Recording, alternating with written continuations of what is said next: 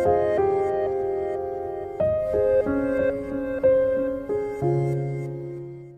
friend, this is Asif and once again welcome to my YouTube channel Education Hill। आज हम बात करने वाले हैं दो इम्पॉर्टेंट टॉपिक जो कि है एपिथेलियल टिश्यू से ही रिलेटेड, और ये रहेगा हमारा एपिथेलियल टिश्यू का लास्ट टॉपिक। आज इस वीडियो में हम जानेंगे characteristic feature and some specialisation of membrane in the epithelial tissue, यानी कि ऐसे कुछ फीचर्स, इंपॉर्टेंट फीचर्स, या फिर बोलना चाहिए कि कुछ स्पेशल फीचर्स या फिर स्पेशलाइजेशन इन एपिथेलियल टिश्यूज़ में होती हैं जिनको जानना हमको ज़रूरी होता है। So without wasting any time let's begin with our topic. सबसे पहले हम बात करने वाले हैं बेसमेंट मेम्ब्रेन के बारे में। बेसमेंट मेम्ब्रेन क्या होता है? Basement membrane is nothing but a thin non-cellular membrane present just below the epithelial cells और epithelial tissue। ऐसी मेम्ब्रेन जो just below the epithelial cells present होती हैं, और ये होती हैं नॉन सेलुलर, यानी किसी सेल से मिलकर बनी नहीं होती, और इनकी थिन लेयर होती है, यानी कि पतली लेयर होती है। अब इसको समझाता हूँ मैं आपको। सपोज करो ये एपिथेलियल सेल्स हैं, इन एपिथेलियल सेल्स के बेस में एक thin non cellular membrane present होता है, जैसे कि यही मेम्ब्रेन कहलाता है basement membrane. Basement membrane is nothing but a thin non-cellular membrane just present below the epithelial cells. Next key feature about this epithelial tissue is that there's no blood vessels in this epithelial tissue, यानी कि इनमें कोई भी blood vessels in between present नहीं होता। ऐसा क्यों? क्योंकि जो ये एपिथेलियल सेल्स होती हैं इनके बीच में एक टाइट जंक्शन होता है, जिसके कारण इनके बीच में कोई गैप नहीं होता। तो इस कारण क्या होता है कि इसमें कोई भी ब्लड वेसल्स का डायरेक्ट कांटेक्ट नहीं होता, और इसमें सप्लाई जो होती है डिफरेंट मटेरियल जैसे कि आपके न्यूट्रिएंट्स, इनकी सप्लाई भी डायरेक्ट नहीं होती। अब ये किसकी मदद से होता है? सपोज करो ये आपका ब्लड वेसल्स है, ये ब्लड वेसल्स जो होंगी वो डायरेक्ट कांटेक्ट में नहीं होती इन एपिथेलियल टिश्यू से। ये एपिथेलियल टिश्यूज़ के अंदर जो न्यूट्रिएंट्स पहुंचाते हैं वो होता है इन बेसमेंट मेम्ब्रेन की मदद से। सपोज ये कोई न्यूट्रिएंट है, तो ये न्यूट्रिएंट क्या करेगा, इसके ब्लड वेसल्स के पार जाके इस बेसमेंट मेम्ब्रेन को क्रॉस करते हुए इस सेल के अंदर जाएगा। तब जाके ये सेल क्या करेगी, इस न्यूट्रिएंट को यूटिलाइज करेगी अपने काम के लिए। अब यहाँ जो मैकेनिज्म लगता है वो होता है डिफ्यूजन। डिफ्यूजन की मदद से ये जो न्यूट्रिएंट्स या फिर कोई भी मटेरियल जो होता है इन ब्लड वेसल से, जो कि डायरेक्ट कांटेक्ट में नहीं होता आपके एपिथेलियल सेल से, ये बेसमेंट मेम्ब्रेन के थ्रू इस सेल्स में पहुंचती है। ये होता है एक इम्पॉर्टेंट की feature about this epithelial cells, और यहाँ जो मैकेनिज्म लगता है वो होता है diffusion. Now let us know something about this diffusion mechanism. Diffusion क्या होता है? एक तरीके का नेट मूवमेंट होता है। It's a net movement of any material from its region of higher concentration to the region of lower concentration। अब इसको यहाँ समझते हैं। सपोज करो ये आपका बेसमेंट मेम्ब्रेन है, इसको मैं वर्टिकली आपके सामने ड्रॉ कर रहा हूँ ताकि आपको मैं समझा सकूँ, और इस तरफ आपका ब्लड वेसल है, ये आपका हो गया बेसमेंट मेम्ब्रेन,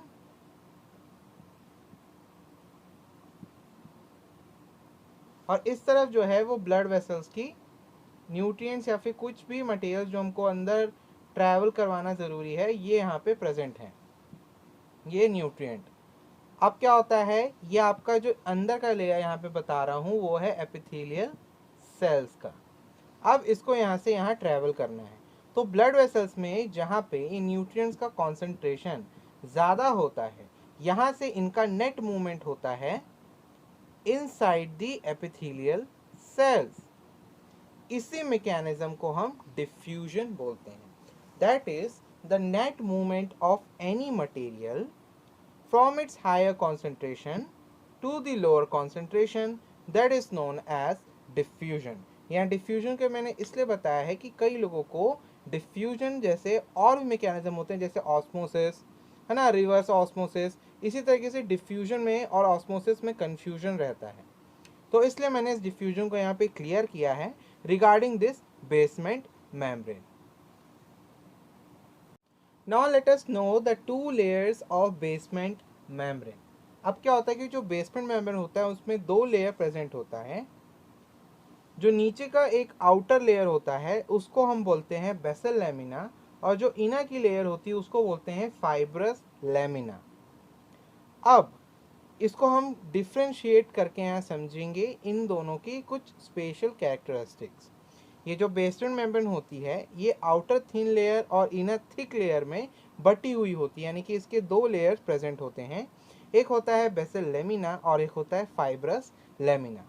जो बेसल लेमिना होता है वो आउटर थिन लेयर होता है, और जो फाइब्रस लेमिना होता है उसको इनर थिक लेयर बोलते हैं। अब fibrous lamina inner thick layer जिसको बोलते हैं इसको हम बोलते हैं रेटिकुलर लैमिना। इसको हम रेटिकुलर लैमिना भी बोलते हैं। ये ऐसा क्यों बोलते हैं मैं आपको आगे बताऊंगा। और द नेक्स्ट वन इज, जो आपका बेसल लैमिना है उनमें म्यूकोपॉलीसैकेराइड्स और ग्लाइकोप्रोटीन्स प्रेजेंट होते हैं। अब ये म्यूकोपॉलीसैकेराइड क्या है, तो ये एक टाइप का कार्बोहाइड्रेट है समझ लीजिए, और ग्लाइकोप्रोटीन एक तरीके का प्रोटीन का नाम है। इनमें जो ये आपका बेसल लैमिना है उनमें ये दोनों प्रेजेंट होता है, यानी कि इन दोनों के प्रेजेंस के कारण ही हम यहाँ पे इसको बोलते हैं composed of mucopolysaccharide and glycoprotein. वहीं दूसरी ओर जो फाइब्रस लैमिना है उनमें कुछ फाइबर प्रेजेंट होते हैं जिनका नाम है कोलेजन और रेटिकुलर फाइबर्स। ये दोनों फाइबर्स के नाम हैं। अब देखो यहाँ पे रेटिकुलर फाइबर्स इनमें प्रेजेंट होता है, इसलिए फाइब्रस लैमिना को रेटिकुलर लैमिना भी बोलते हैं। यानी कि इसी लैमिना के दो सिनोनिम्स हैं, एक है फाइब्रस लैमिना और एक है reticular lamina. Now the last differentiation between this two is the basal lamina can only be observe under the electronic microscope. यानी कि जो बेसल लैमिना है उसको सिर्फ और सिर्फ हम लोग इलेक्ट्रॉनिक माइक्रोस्कोप की मदद से ही ऑब्जर्व कर सकते हैं। वहीं दूसरी तरफ जो फाइब्रस लैमिना है उसको हम लाइट माइक्रोस्कोप की मदद से ही सिर्फ देख सकते हैं या ऑब्जर्व कर सकते हैं। तो ये थी कुछ key features about the epithelial tissue. अब हम पढ़ने वाले हैं कुछ specialisation features about the epithelial tissue. So what is the specialization feature about the epithelial cell membrane? This is, हम जो इसमें फर्स्ट जानेंगे वो होगा cilia. What is this cilia is? Cilia is nothing but a hair-like projection present on some types of epithelial cell. यानी कि cilia are the hair-like projections, they are present on the some types of epithelial cells. Suppose ये आपका epithelial cell है, इसके ऊपर यानी इसके surface पे कुछ hair-like projections बनते हैं जो कि इसके बेसमेंट मेम्ब्रेन से अटैच्ड होते हैं। ठीक है, इन्हीं को हम सीलिया बोलते हैं। अब ये सीलिया का यहाँ क्या काम होता है, तो ये काम आता है लोकोमोशन में, locomotion of certain materials. Locomotion का मतलब होता है मूवमेंट, यानी कि एक सब्सटेंस या फिर एक मटेरियल को एक जगह से दूसरी जगह की ओर पहुंचाना। Now the example of epithelial cell where this cilia is present are respiratory tract and the oviduct. यहाँ पे जो एग्जाम्पल है वो सबसे इजी है। रेस्पिरेटरी ट्रैक्ट में जो एपिथेलियल सेल्स पाए जाते हैं वहाँ पे ये सीलिया प्रेजेंट होता है, और वहीं ओविडक्ट के एपिथेलियल सेल्स में भी ये सीलिया प्रेजेंट होता है। अब यहाँ पे इसका काम क्या है, तो हमने जाना कि ये लोकोमोशन में काम आता है। तो किस तरीके से ये लोकोमोशन में काम आता है, जो हमारा रेस्पिरेटरी ट्रैक्ट होता है वहाँ पे कुछ मटेरियल यदि एंटर करती है तो उसके लोकोमोशन यानी कि उसके मूवमेंट के लिए ये काम आता है। सपोज ये आपका एपिथेलियल सेल है, इनमें ये सीलिया प्रेजेंट है। यदि कोई पार्टिकल यहाँ आता है और इसके पास यदि इसके ऊपर चला जाता है तो ये क्या करते हैं, ये मूवमेंट करते रहते हैं, जिसके कारण ये एपिथेलियल सेल्स के ऊपर से ट्रैवल कर जाता है। इसी तरीके से ओविडक्ट जो कि फीमेल रिप्रोडक्टिव पार्ट है, इसके ऊपर से जो ओवम होता है ट्रैवल करता है। यानी कि जो एपिथेलियल सेल्स इन ओविडक्ट में प्रेजेंट होते हैं उन पे से ये ओवम का ट्रांसपोर्टेशन यानी कि ओवम का लोकोमोशन में हेल्प करता है जो कि रिप्रोडक्शन का एक पार्ट है। ये सिर्फ और सिर्फ एग्जाम्पल है जिसकी मदद से आपको मैंने यहाँ पे समझाया है कि एक सीलिया क्या है और सीलिया का काम क्या होता है। Now the next key features are the microvilli and the stereocilia. This is microvilli and the stereocilia. Microvilli क्या होते हैं? These are the minute finger-like projection generally present in the intestinal epithelium. इंटरस्टीलियर एपिथेलियल सेल्स में ये microvilli present होते हैं, जहाँ पे इनका जो काम होता है वो होता है एब्जॉर्प्शन का। माइक्रोविलाई क्या करते हैं? यदि सपोज कोई सब्सटेंस आपके इंटेस्टाइन में एंटर कर जाता है और जहाँ पे आपके बॉडी को वो रिक्वायर होता है as a form of something that is may be it is nutrient और एनी अदर मटेरियल जो आपके बॉडी को नीड है, ये माइक्रोविलाई उनको लोकोमोट करके यानी कि उनका मूवमेंट करवा के एब्जॉर्ब करने में भी काम आता है। ये प्रोसेस होता है आपका इंटेस्टाइन में। ये होता है कुछ इंपॉर्टेंट फीचर्स अबाउट माइक्रोविलाई, और इसका आपको याद रखना पड़ेगा ये इंटेस्टाइन के एपिथेलियल सेल्स में प्रेजेंट होते हैं, उनके सरफेस में ये प्रेजेंट होते हैं। वहीं दूसरी तरफ जो स्टीरियोसीलिया होता है, this are the non motile finger like projection present in some epithelial cells. अब ये जो स्टीरियोसीलिया है, यदि मैं इस वर्ड को हील करूं तो यहाँ मेरे को एक वर्ड मिलेगा, वो होगा नॉन मोटाइल, यानी कि इनमें कोई मूवमेंट नहीं होता। नॉन मोटाइल का मतलब होता है कोई भी मूवमेंट नहीं, यानी कि मोटाइल का जस्ट अपोजिट वर्ड। मोटाइल का मतलब होता है जिनका मूवमेंट पॉसिबल होता है, और नॉन मोटाइल मतलब जिनका जो मूवमेंट होता है वो नहीं होता। ये होते हैं स्टैटिक, मतलब एक ही जगह क्या होते हैं, रुके हुए होते हैं, इनमें कोई मूवमेंट नहीं होता। ये जनरली प्रेजेंट होते हैं आपके एपिडिडमाइस एंड वास डिफरेंस में, जो कि मेल रिप्रोडक्टिव पार्ट है। ठीक है, तो ये थे important specialisation features about cell membrane. अब मैं यहाँ पे एक और आपको एक एक्स्ट्रा पॉइंट बताने वाला हूँ, जो कि है फ्लैजिला।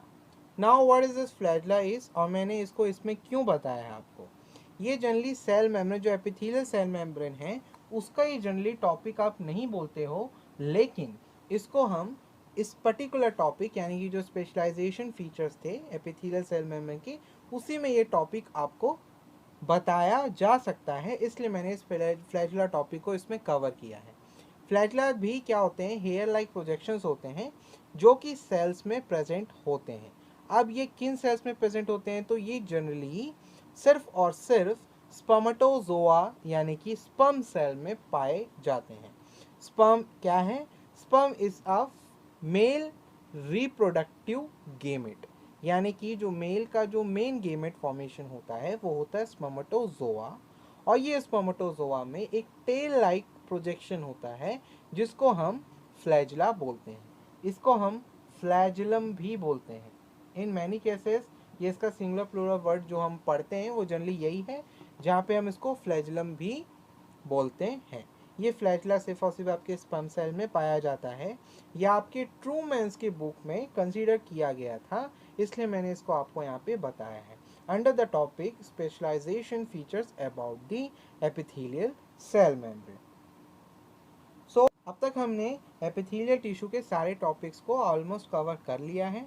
अब हम हमारे सिलेबस में आगे बढ़ेंगे और जानेंगे कनेक्टिव टिश्यू के बारे में। जो हमारा नेक्स्ट वीडियो आएगा वो होगा आपका कनेक्टिव टिश्यू। जब तक के लिए stay tuned with my channel through subscription. Video को लाइक करिए और दूसरों के साथ शेयर कर दीजिए, क्योंकि मुझे आपका सपोर्ट इस डेली बेसिस में चाहिए होगा। सो मिलते हैं मेरे नेक्स्ट वीडियो में जो रहेगा कनेक्टिव टिश्यू के बारे में।